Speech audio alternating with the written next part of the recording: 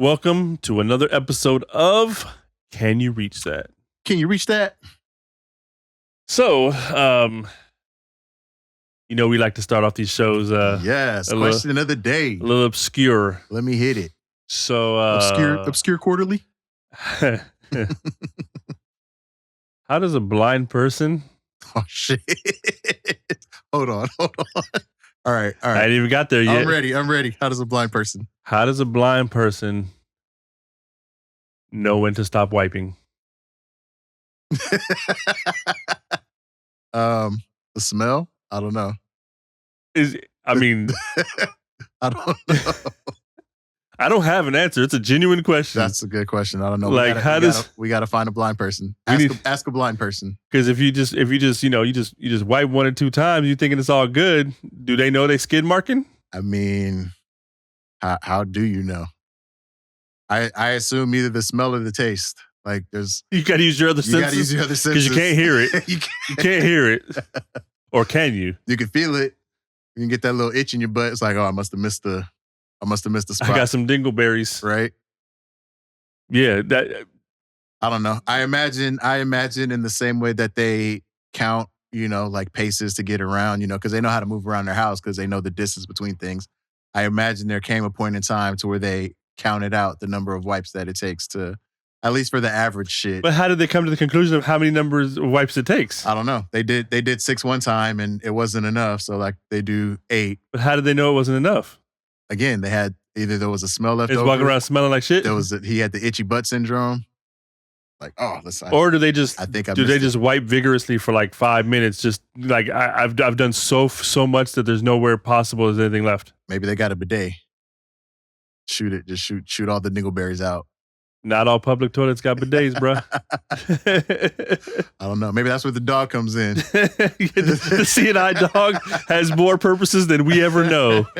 He's the sniffing butt dog. Dog's like, go back and wipe. Go back and wipe, Scooby. Can you reach that? You see that? Let's talk about it. Read that. Believe that. Let the people know that we see that. And what they want to know. Can you reach that? Can you reach that? And now your host, Tango and Coop. Can you reach that? Can you reach that? But yeah, sometimes the CNI dog does more than the eyes can. He's seeing the brown eye. That's what he's the brown eye. He's a seeing brown eye dog. Them dogs like literally turning into Scooby. Right. Looking for the Scooby snacks. Looking for the tire marks. Skid marks. Trying to find that skibbity toilet. You draw number 11s in your drawers. Yeah, he needs some twin showers. Yeah. Well, the good news is having the CNI dog talk like Scooby leads me into my first topic of the day, which is a bizarre coincidence. But Netflix. I mean, why wouldn't it be Netflix? They're doing everything right now. Netflix back at it again. Live action Scooby Doo series. Oh, a series this time. We've seen the live action movies. Right. What do you think of live action movies? I mean, it's Scooby, so I don't expect too much from them. They're for kids, basically. I feel like it's a live action for a kid, As an adult, you're just there because you're taking the kids. And I know they got a couple references in there because, as an adult and as a pothead, like Shaggy's the man. So I know there's little. Do you think kids love those movies? I don't know. Because I don't hear kids. Question. I hear kids bring up a lot of films, and I don't hear kids Scooby ain't one of them. Scooby could just be our thing back in the day. But yeah, this time around, they go in series with it. They're going darker with it, apparently. Ooh, a little dramatic reprise. It's going to be more of an origins. So it's. Did you say orgy? That would be dark. No, this one follows around Scooby and Daphne as summer camp comes to an end.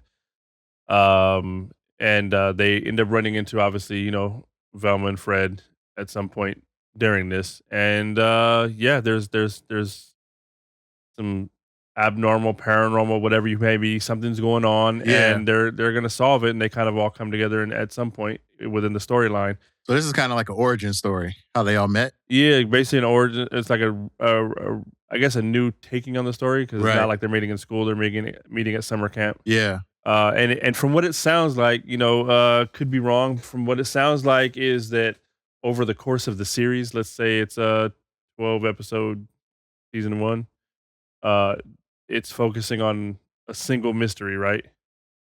So there's one thing, and so all the episodes uncover different clues, uncover different, parts of the story as it progresses. Yeah. But then, I guess at the end of the season, they find whoever the person is, and hopefully they say, "It wasn't for you meddling kids." And that, what is it? No. Pull some masks off. Yeah. I was going to say, and that little dog too, but that was Wizard of Oz. Right. And your little dog too. Yeah, that's the wrong. Wrong. I'm doing a mashup here. Scooby's over here going, "What the hell? What the hell? I'm not Roro." Yeah. That's the best. He said Roro. That's the best Scooby I could do. Ruh-oh. Who am I, Roro? You need some Scooby snacks. So some Doobie snacks. I find it to be interesting that they're going to take this into more of a live action series, more of a dramatic, darker take on it. Yeah. I wonder if it's still aimed at like the teens, like if it's aimed at like a teen kind of audience. I don't know. Or maybe it's made for us. Kind of like some as we've matured. I was wondering if it was going to be some like Smallville type, like Superman for the teens. You know what I mean? Like, yeah, we'll take some Dawson's Creek and mix it in with some Superman and call it a show. Right. You know what I mean? Yeah. Is it going to be that kind of thing? Interesting to see. Do you know when it's dropping? Netflix from what I understand, Netflix just kind of picked it up and it's just getting underway. No word on cast at this time, but interesting concept, I guess, to take on Scooby Doo in a darker way. Yeah, nah, definitely. That'll be interesting to see. But I mean, in a sense, Scooby Doo has always been kind of dark. They've just made it light, because they're always chasing. It's always ghosts, and goblins. They're in some haunted mansion somewhere. There's always fog. Like, they're in some swamp somewhere. Right. Yeah. Like I've never seen like a sunny Scooby Doo. Hey, they even crossed over with Batman. They crossed over with the Harlem Globetrotters. Yeah. So, there's all them specials they had. So yeah. Are we going to see some cameos in the series? That'll be dope. All of a sudden, you got Ben Affleck as Batman coming in there. We'll get Lego Batman in there. Lego Batman. There you go. Get Will Arnett. That's a good one. Another Netflix series that I heard is earmarked. I don't know. They haven't penciled anything in definitely, but a Different World series. It's a different world. Where you come from. Right. Yeah. So it's in the talks. They're talking about the pilot, but nothing other than that has been solidified yet. Okay. Like no actors are on board or anything like that. So. And is this going to be similar genre, like that kind of folky, family-friendly college? I imagine so. Or are they going to go dark drama? Nah, I think it'll be more like the family style, but I'm not sure how they're going to do it, Like, is it going to be the two generations like they did with the reprise of, let's say, the Full House, where next gen. They're all older now. That's what I was going to say. Are you going to have like Dwayne Wade and Whitney and, instead of now their kids are going to Hillman. Instead of the flip up glasses, he's wearing like Kanye Shutter glasses or something, Right. Yeah. No, it'll be interesting to see. I'll be looking forward to that one though, because I enjoyed watching A Different World back then because one, you didn't see too many shows with, and I'll just use this as an example, like Black excellence, like a bunch of Black kids going to an all Black college, learning, striving for something positive, Right. It wasn't the typical. And was a spinoff from the Cosby Show, to a certain extent as well. So that was dope. Definitely, I feel like it definitely put HBCUs on the map. Was that one of the first shows that spun off another show?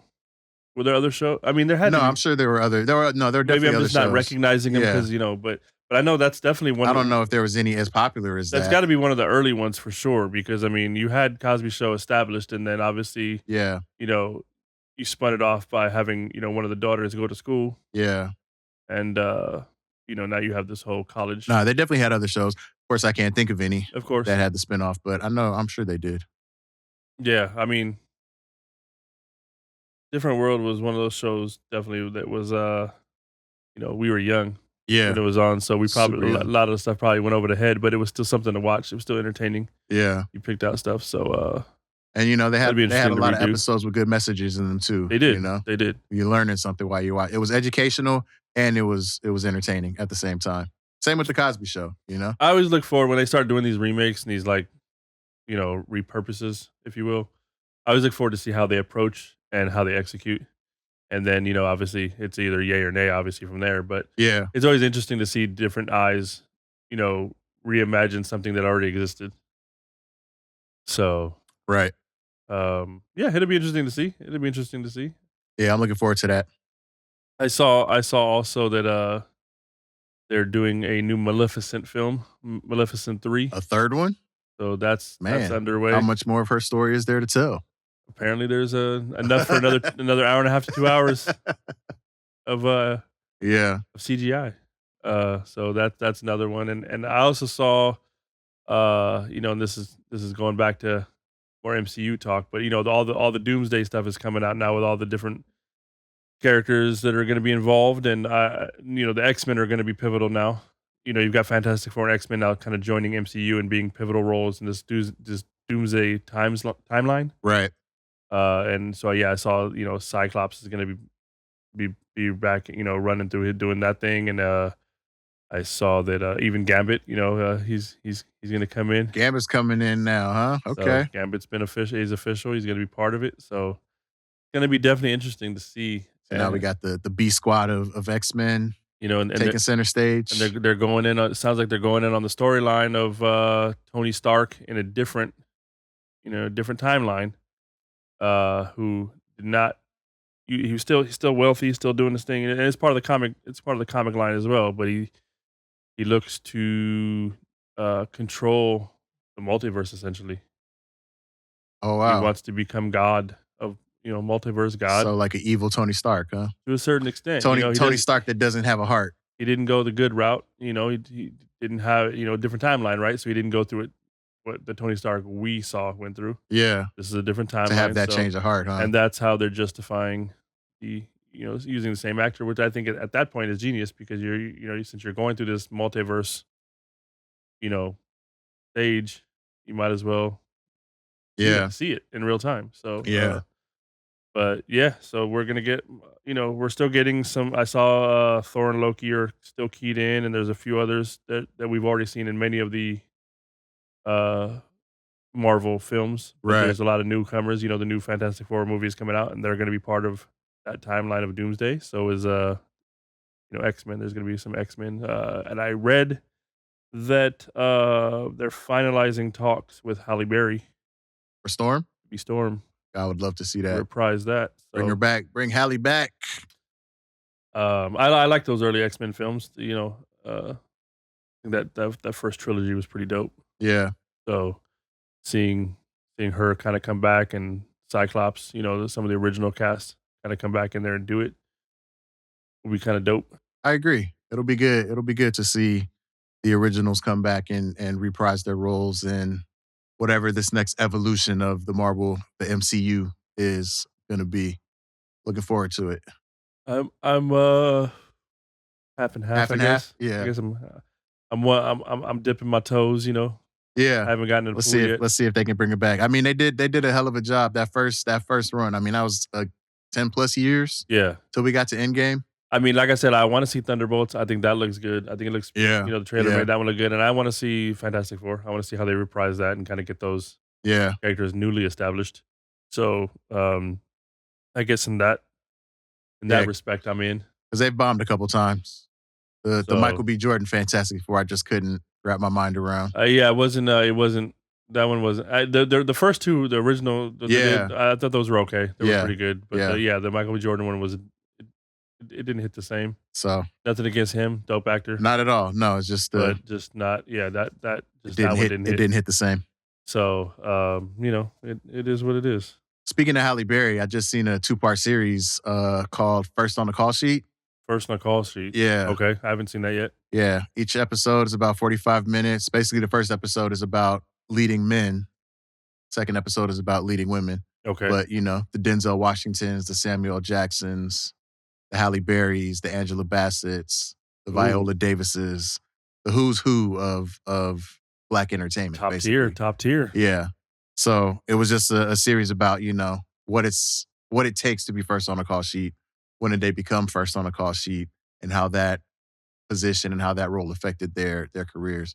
It's a pretty dope series. Like, they get deep into a lot of how they got there, and it's those are kind of like the pressures of being first, or pressures of being like that guy, that girl. Yeah, well, the pressures that come along with it, the benefits that come along with it, like once you hit that point, then it's like you're not auditioning for roles anymore, like roles are coming to you. Right. Will Smith, for example, right. Like, we want you for this role. What is it going to take to get you in here? Yeah. Got you. And then, even going through them being the actors that they are, like the Morgan Freemans of the world, how few awards that they've received from the big shows. That's kind of astounding too. There's certain people that I look at like that. Like, and by the way, when you said Morgan Freeman, I really wanted to do my best Morgan Freeman impersonation, because that dude has the voice of a century. Like when he narrates something, it's just there's something about it. It's calming. It's engaging. Right. Like, there's just it's those nature films with David Attenborough? Yeah. Like, he's right there. Like, right Morgan there, Freeman's right there. Like, when he speaks, you just want to hear what he's going to say next. You know what I mean? This man could narrate the apocalypse and make it sound good. Yeah, you just all in. Yeah. All in. So, yeah. What happens next? But you're right. So, but no, I agree with you. The accolades that they've achieved is phenomenal, but the ones that have not been recognized, for the same people. Yeah. It's uncanny, because there's so many things that they deserve. So many great. Yeah. Like one of the things that really stuck out to me is because you have your best lead role, and then you have your supporting role. As a supporting role, numbers of Black actors and actresses have won that category. As the lead role, right, the only person has been Halle Berry, and that was for her role in Monsters Ball, right, with Billy Bob Thornton. Right. Which kind of sucks for me, because I see that in the same category as I see Denzel Washington winning for Training Day. It's like, why does it have to be as many roles as Denzel has done that he has killed? Why did it have to be? Why does it have to be him as a corrupt cop, right, drug dealer, for the Academy to be like, oh, great performance. It's like, didn't you see John Q? Right, John Q. It's funny you said that, because like, as you were saying Training Day, and I'm not taking away from Training Day, because he did an amazing job. I mean, like, I can't picture anybody else doing what he did. Yeah. But John Q was one of those movies where, like, you start rethinking life. You start rethinking, like, if you have kids, you start rethinking your position. If that was you, what would you have done? He brought you into that character, and the emotion he exerted from that. Yeah. And it was acting. Right. Dog, I was all in. I believed Denzel in that movie. 100%. He definitely faded into that role. Like, you stopped seeing Denzel. Exactly. And I won't say there's few actors, but I feel like there's definitely specific actors who get lost in the role where you lose. Now, for example, a Will Smith, a lot of roles that I've seen him in, he plays them well, but at the same time, I still kind of see Will Smith. Right. And that's not taken away. Not taken away from it. He does great. I know what you're saying. Jamie Foxx fades into his roles. Right. When he did Ray, yeah. I didn't see Jamie Foxx. 100%. I saw Ray Charles. 100%. You know what I mean? I will say, when you're circling back to Will Smith, very close to not seeing Will Smith was Ali. Yeah, he definitely did a good job. He got into Ali really well. He did a good job with that one. I think he killed that one. Yeah. But no, I agree. Like, John Q is one of those roles where Denzel definitely folded in, and I put that along with, and I think we've discussed this before, Tom Hanks does the same. Yes. Tom Hanks is one of those actors where sometimes you forget, even though he's so recognizable, that's Tom Hanks. He plays his roles But you start watching the movie to the point where you just forget. Like, when I saw The Terminal, I forgot that dude didn't speak English. Right. Like, it was all in. Like, this dude doesn't know English. Yeah. So, But yeah, no, I agree with you. I think John Q was one of those movies where you talk about Academy Award. Yeah, he should have Sorry, dude. swept. Like They should have when swept I with saw that movie. movie, let's just say there was some dust. I don't know if it was in the room. There was some dust. Allergies. My man. allergies was killing me. Allergies, bro. Like all kinds of stuff happening. Like I mean, I think maybe I poked my eye. I don't even know what happened, but yeah. That movie was deep. He definitely played that role well. Agreed. Yeah, so it was just interesting to see. You know, it was nice, and it was produced by pretty much a lot of the headliners on there. Jamie Foxx was involved. Okay. Denzel Washington was involved. Viola Davis was involved. Angela Bassett was involved. So, you know, I feel like we're in an era now, especially after decades of leading actors and leading actresses. Because in the 90s, like black movies were booming. Right. You know, late night, especially I would say mid to late 90s, early 2000s, black movies were booming. You know, we had our Boys to the Hoods, we had our New Jersey Drives, we had our Best Mans, right? You know, all that stuff. There were so many movies that came out across all genres, 100%. And then somewhere in the middle 2000s, it just kind of faded off, died down. So now it's interesting to see, you know, it coming back around where now that people are getting older, it's like, hey, let's tell these stories from back then, everything that went into them, you know, what it was like during that time. I'm gonna check that out. It sounds interesting. Yeah, it really was. It really was. There's a lot of those stories that you don't, you know, it's behind the scenes, right? So they don't really get. It really was publicized as much. So with that being said, you know, that sounds. If you're a fan of any of those movies, you know, the Love Jones, the Love and Basketballs, any of those movies. Love and Basketball is classic. Yeah, like they get into all of that, you know, who the great producers were of the time, the John Singletons, the Spike Lees, you know, like everybody that was involved who mainstream Hollywood just didn't really give their flowers to. Right. They just didn't feel that they deserved it. And, you know, I get it. It is what it is. It's the system. The system was not built for us. Well, you've seen the Academy photos, so Oscar's so white. Yeah. So yeah, no, I get it. It is what it is. And I appreciate that we're at a time now where artists from our generation and the prior generations are like, you know what, if you're not going to tell these stories, we'll tell the stories. We'll put the information out there that you guys didn't want to put. We'll let it be known, you know? I dig it. So it was definitely. I dig it. I'm gonna check that out. Check it out. If you haven't seen it yet, first on the call sheet. Check it out. Yeah, worth the watch. I'm gonna definitely check that one out. Yeah. Is there any actor out there that you think that maybe they do mostly comedies right now that they have a serious side? Because I remember even Robin Williams, right? Like Robin Williams did comedies galore, right? That was his thing. Yeah. But then he did I don't know if you ever saw 1 Hour Photo. I did see that one. Dude, he zeroed into that creepy role, you know, and he showed that he had some acting range, right? You know, and I thought, I mean, the movie was okay, but his acting was phenomenal because he made you believe that he was this weird creep, working at the photo booth, you know. So, is there any actors that you'd like to see turn a corner and maybe step outside their known genre and do either a drama, do a comedy, or a comedy actor do a drama? I'll throw it out there, Kevin Hart. Well, he's done some dramas. So he's done some, right? Done, I don't know if you saw. Did you see The Upside with Bryan Cranston? Yeah. So, and that was loosely based on a true story. And I thought, you know, seeing him do that role, even though there was some comedic moments within it, seeing him do that role showed that he could get serious. He could act if he needed to. He's done a couple. We can go back to Paper Soldiers original. Right. He's done some serious, but his bread and butter is comedy. Of course. I'm trying to think of. Would you want to see us would you want to see a Kevin Hart do a hardcore serious film Academy Award winning type act? I'd like to see him try. Yeah, I'd like to see him try. I think it'd be interesting. I think he could do it. I think he could if he, you know, because he's a pretty focused dude when he does stuff. I feel like he's gone from comedy more to action. I don't really feel like outside of he's kind of done some action comedy type of things. I can't think of the name of the movie he did, but it was they did an airplane heist. Right. I don't know if it was called The Heist. No. I know what you're talking about though. Yeah. You know, where he's the ringleader. He pulled off a an Ocean's 11 type of joint, but in the air. Right. And you know, I feel like he still has room to grow as a dramatic actor or as a serious actor, but he holds his own. Agreed. He definitely holds his own. Agreed. It was kind of hard for me to believe he was a prisoner release, right.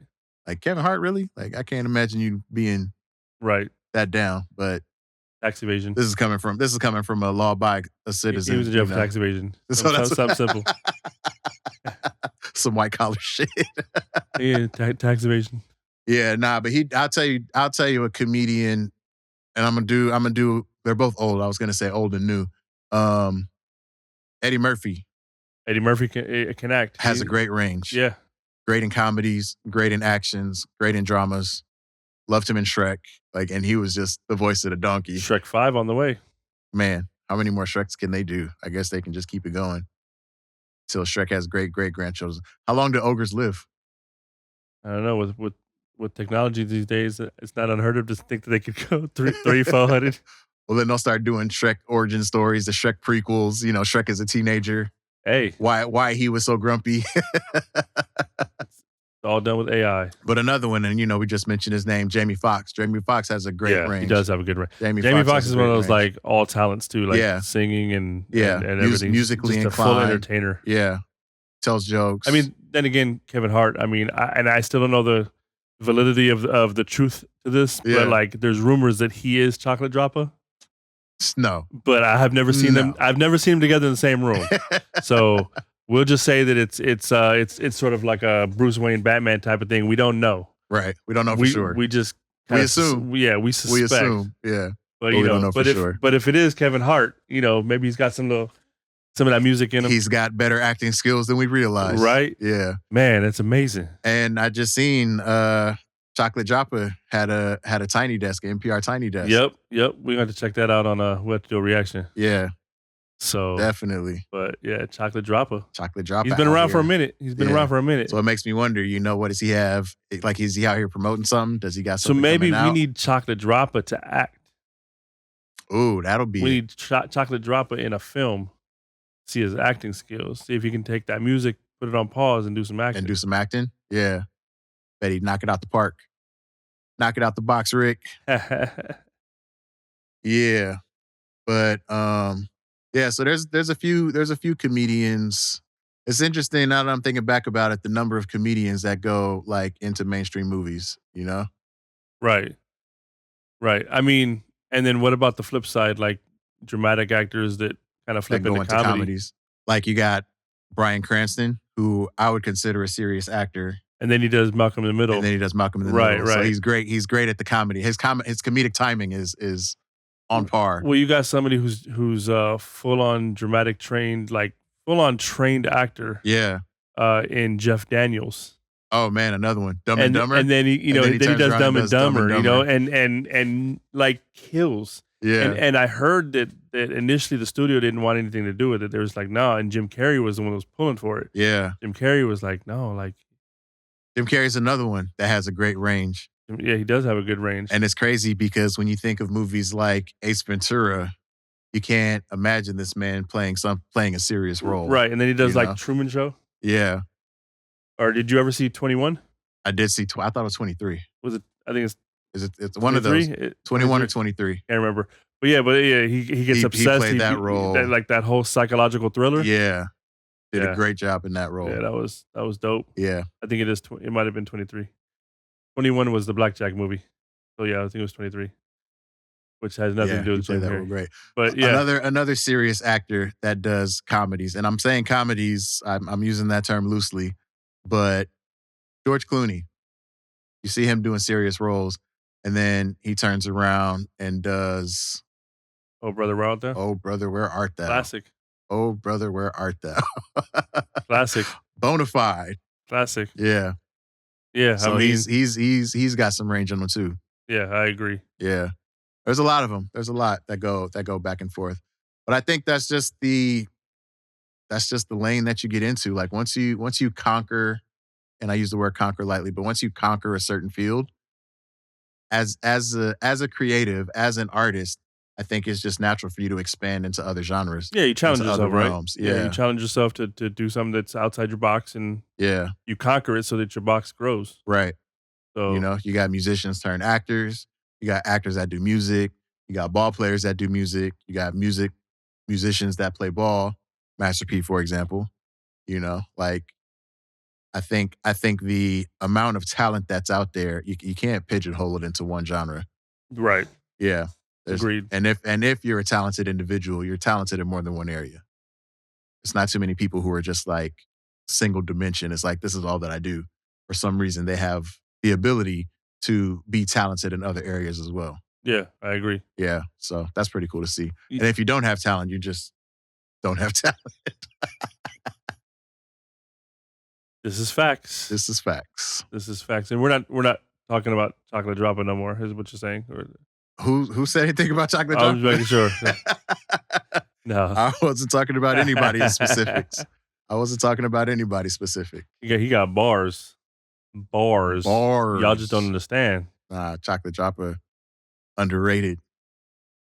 He's right up there. I don't know if he's surpassed, but he's right up there with Dylon.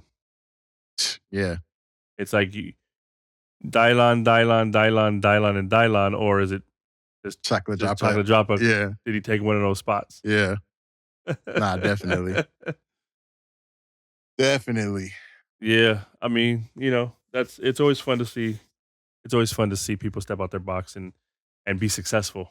Right. To take a challenge and be successful. Speaking of stepping out of boxes, YG just dropped in a music video called 2004. Indeed. And I know this is one that you told me that you wanted to do a reaction to. I haven't watched it. Yeah. You haven't watched it. We'll put up the reaction to that later. But yeah, the premise is, I guess, that he's speaking on he was sexually assaulted as a child by an adult, by a female adult. Yeah. I want to say he was 14 and she was 30 at the time. But basically goes into that story and how it kind of shaped his childhood. The crazy part is if that was a female at 14 and a male at 30, whatever. Oh, yeah. That would have been the most atrocious, heinous act ever, and it would have been all over the news. It would have been this and that, lawsuits, and you name it. But the double standard, because as a teenage boy that I once was, if you ever heard a story about a kid in school hooking up with a teacher or hooking up with somebody's mom. Where were those teachers at when I was in school? Right. Not to say that it was acceptable, but it's somewhat acceptable. Like, wait, and if anything, you're catching shit for trying to claim sexual abuse.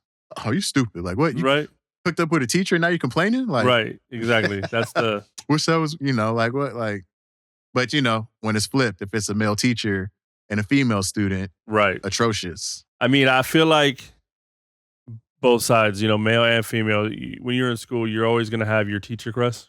Yeah. I think most kids go through that where they have a teacher crush. Yeah. When that teacher crush goes over that line, that's a problem, right? Right. And it should be the same problem both ways. But it's just not like you said. The demeanor is more like, oh, you did? Word? Yeah. Versus the other side is like, oh, I'm telling. Right. So, like, oh, that's not right. We got to go get you some help. Yeah. That teacher needs to be fired.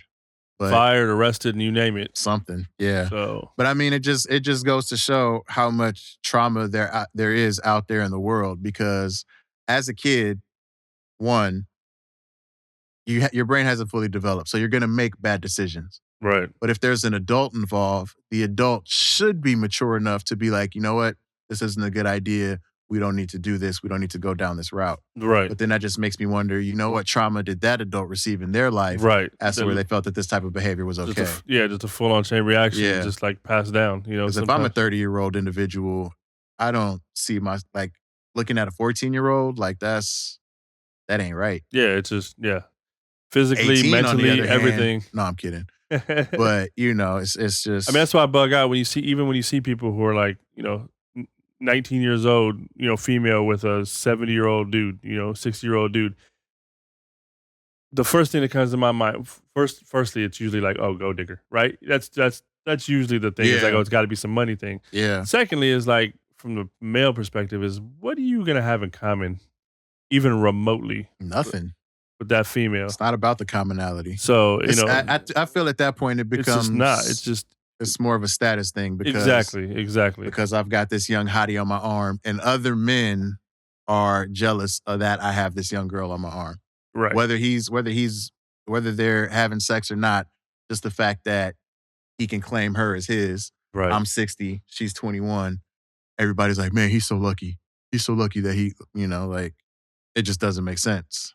Yeah, I mean, and then the funny part is like if that 20-year-old girl with that 6-year-old mind is 17, it's an atrocity. It becomes a huge thing, right? But she crosses that 18 barrier, and then it just becomes, like you said, people just like, oh, it's a trophy wife, it's a this, it's a that. It's Right. not necessarily accepted. It's criticized, but it's still criticized quietly to a certain degree. Yeah.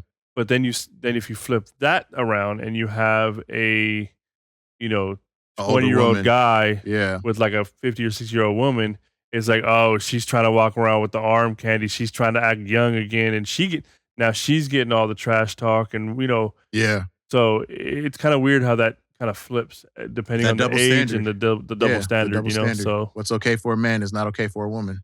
I mean, and that's the sexual aspect of it. Like looking at it in the workplace, if there's an aggressive man in the workplace, he's just passionate. But if it's an aggressive woman who's clawed her way to the top and doesn't stand for any type of disrespect, she's a bitch.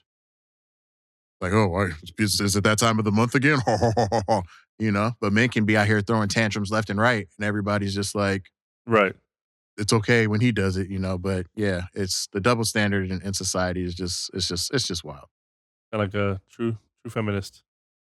Yeah, feminists unite, man. Like, I mean, I'm a humanist. Everybody deserves rights across the board. Like, one person's ability to live and do what they want to do shouldn't affect somebody else's. If I feel some kind of way about abortions, that shouldn't affect you and your family's ability to have or not have an abortion. I agree. Like, it should just be available for everybody. If you're for it, be for it. I mean, if you're against we've it, spoken be about against this. it. We've spoken about some of this stuff before, but like, people getting so mad that gay people, LGBTQ people want equal rights. People think they want more. They want special. Nah, they just want equal. They just want equal. And the thing about it is, like, what exactly are they doing that's having such a negative effect on your lifestyle, right? That it becomes a political topic, right? Because it really nothing they're doing is affecting your life. That you're out here in the streets protesting, other than the fact that you want power or you want something to say that you have over them. That's all it is. It's like, who cares? That what they're doing don't affect me. Right. Don't affect my lifestyle. Yeah. Let them live. Let them do. I do me. They do them. And I feel like it's ironic. I feel like it's ironic that these same people who will come out here and talk all this crap about how immoral it is to have same-sex marriages and all this other stuff are probably out here cheating on their wife. Right. Or probably out here laptop full of underage pictures of girls and who knows. Engaged in the same things that they're criticizing. The hypocrisy. There has been numerous politicians who criticize the LGBTQ communities, but in turn they found out that they're actually secretly a part of it. Right. Secret accounts on Grindr. Right? Yeah. Same thing. Like it's the projection from these certain individuals, from this group of people is astounding because you always see it turn back on them. Yep. Yeah, it's crazy. I concur. But everybody should be able to live and let live. But we haven't gotten to that point yet. We're getting I thought we were on a track for that to happen because over time, as the laws have changed, people have been more included, to be openly homosexual could get you killed back in the day. Right. If we're talking the 60s, the 70s, even as late as the 80s, like being openly gay could get you killed. That is a fact. Or at a minimum assaulted, locked up, something. To be a woman, to be a working woman in the workforce, back in the day, like you couldn't get any other job than a secretary or an assistant or something like that, So over the years, the progress that we've managed to accomplish as far as women's rights, gay, lesbian, homosexual rights, minority rights in general, it just seems like they're trying to snatch all of that away. Yep. To basically allow segregation to be legal again. I don't know. I'm here for it though. Like, fuck it. If you don't want to integrate, then you know what? Why integrate? They've been fighting integration the whole time. Right. They haven't wanted it. Right. We've wanted it. We've wanted to integrate because we feel like, hey, everybody should be offered, like you said, same opportunities to exist. I should be able to live in a nice neighborhood just as much as you should be able to live in a nice Then neighborhood. maybe the segregation should come down to, let's have a portion of the country just zoned for people with that ideology, and then the rest of us can be on our we can just do us. Yeah. We'll all live the way we want, integrated, loving, the whole nine, and then we'll carve out this section of the country, and we'll just leave that there, and that can be the part where you guys can be like, no, we're gonna live separate. Okay, cool. Y'all within this region, y'all find out what sides of the tracks y'all want to live on and all that Yeah. stuff, and you do all that there. We're gonna be over here living our lives. Yeah. Is And I mean, we can break it down state by state. We got red states and blue states, your integrated states and your segregated states. And as sad as it sounds, like as much as people are talking about make America great again, like if that's what y'all really want, like let's do it and let's see what happens. Let's see how the red states fare without minorities. Let's see how the blue states fare with their integration. I mean, you wanna pull that blue state tax funding, that federal funding. Well, blue states will just keep their taxes, and they'll just use it to build Finance the their own. infrastructure Exactly. in their own states, and we'll just keep it here. And then let's see how the rest of the states do, because unfortunately, most of those red states rely on the blue states' money in order to keep afloat. But you wouldn't know that the way they talk about it. Right. You would not know that. So I mean, it's the blue states keeping the country afloat. If you ask me, those are the biggest outside of the handful, like Texas is an example. But Right. like when you think of when you think of the states that produce the most GDP, it's the Californias, New York. it's the New Yorks. Yeah. Like, I mean, and that's the thing about Texas too, is because there has been a decent amount of people leaving California or various other portions of the country going to Texas. yeah, It's not, even though it's still a red state, it's not as red as it used to be. Nope. There's a lot of blue coming out of Texas. So, not to say it's going to flip anytime soon fully. But I mean, it's flipping enough to where we got Jasmine Crockett in the Senate. Yep. So, but yeah, I mean, there's those blue states, man. Blue states definitely holding those other states afloat. Blue states keep the country running. Blue states, and to be more specific, Black Americans are always saving the country from itself. And last thing I'm going to say politically, because I don't want to go down this rabbit hole any further than we've already gone down it. But the talks of Trump running for a third term, and then on the other side of that, everybody's like, well, if Trump can run for a third term, Obama can run for a third term. But honestly, I'm like, what makes people think that he wants to run for a third term? Right. I mean, we honestly don't deserve Obama to run for a third term because during his 8 years as presidency, all he did was catch shit. Right. There was a very small percentage of the population that was like, good job, you're doing great, keep it up. I understand that there's systems in place that are preventing you from doing the stuff that you want to do.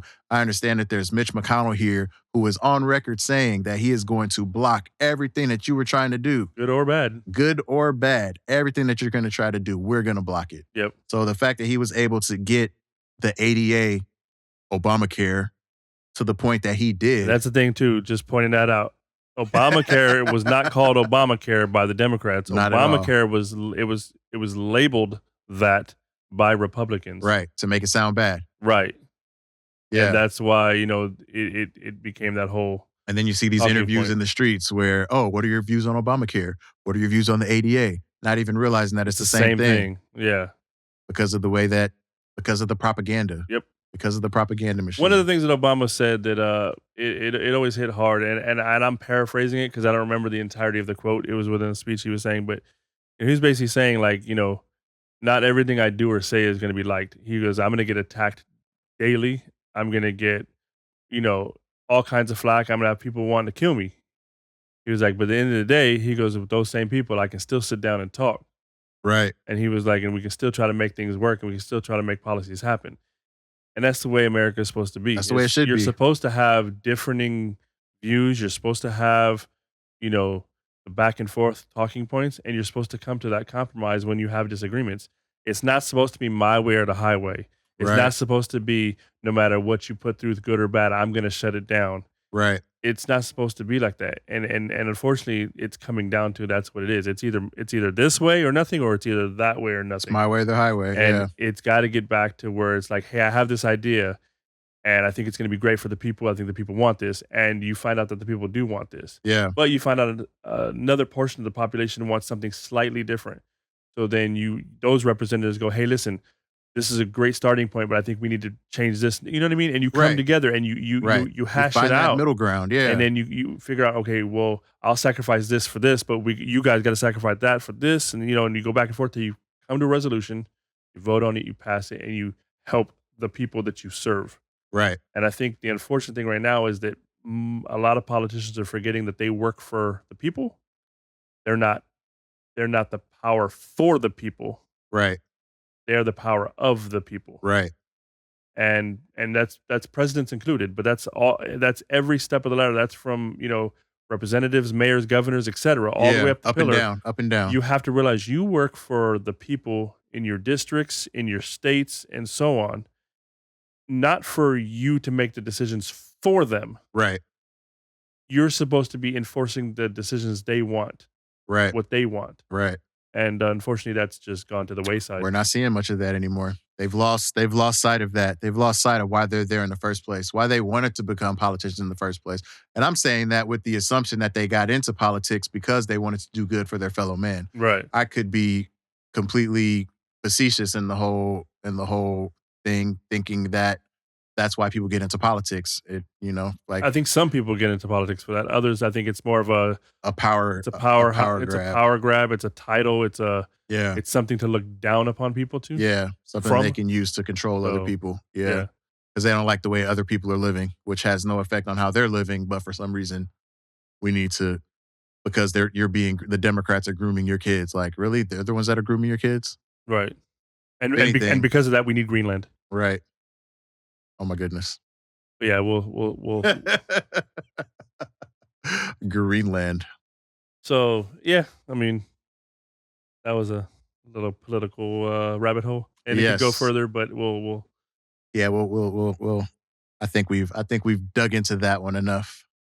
On a way much lighter note, I know we don't have much time left, but on a way lighter note, the other day I was thinking about this. Do you remember? And I'm sure grandparents had these. Do you remember them little candies? It was wrapped up. They look like the wrappers look like strawberries. Little strawberry candies. What the hell were those called? What are they called? Grandma candy. Because that's all I mean. I remember it would either be in your grandmother's purse. Sometimes it would be on maybe the coffee table on a little candy dish. Yeah. Sometimes you'd open up those tins that's supposed to have cookies in there, and you open up and there'd be like some sewing needles but there'd be a couple of those candies. Yeah. Like, what are those candies called? Like if I want to Google those candies, I mean, I'm gonna put in strawberry candies with the strawberry wrapper. Yeah. And I'm sure something will come up, but what were they called? I don't know what they were called. I don't know where they came from. I don't know if there was like a granny association where these things got doled out at the senior centers or whatever. Because it was only old people that had them. No young people had them. I never saw them in the stores. The only time a young person had them was when an old person gave it to them. Right. Or you stole them out of your grandma's purse and right. handed them out to the... Right. It was those and it was butterscotches. It's like, what? But at least a butterscotch, you can be like, oh, it's a butterscotch. Yeah. But like, what the hell were those strawberry candies called? Like, there was no branding on them. There was no writing on them. It was nothing. I don't know, but they were dope. They had the soft little gooey center. Man. I mean, I can honestly say I probably haven't had one in a decade. My grandparents have, unfortunately passed, so I can still taste it. But I have that firm, thick memory of like these strawberry candies and strawberry wrappers that I have no idea what they're called. Yeah.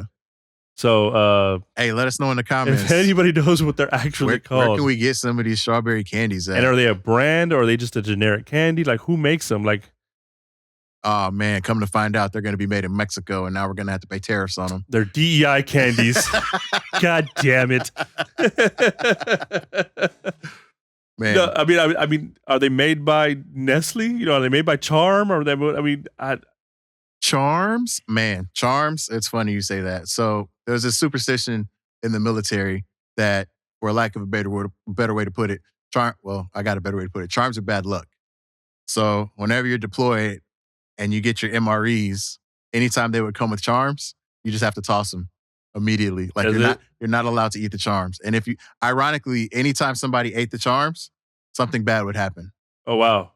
Coincidence? I don't know, but It just always seemed to the omen and the little charm pieces. Everything's going good. Some shit would happen, and all of a sudden you look over and be like, "This motherfucker's eating charms. Get that shit out of here, man. You can't be eating the charms, man. This is the reason why the tire went flat." Yeah, that's crazy. Charms had a bad omen on them. That's crazy. It's wild. I'm gonna go find me some strawberry wrapped candies. That's what I'm calling them. Strawberry wrapped candies. Strawberry wrapped candies. I like that. Yeah, let's find some. Need to bring those back out. Reach in the bag and get some strawberry wrapped candies. Can you reach that? Can you reach that? Well, with that, can you reach that? Can you reach that? Can you reach that? Can you reach that? Brought to you by Double One Entertainment in Coopersville. Hosted by Tango and Coop. And created and edited by Tim Greenlee and Brandon Adolphus. Music, sound design, and editing by Michael B. That's me.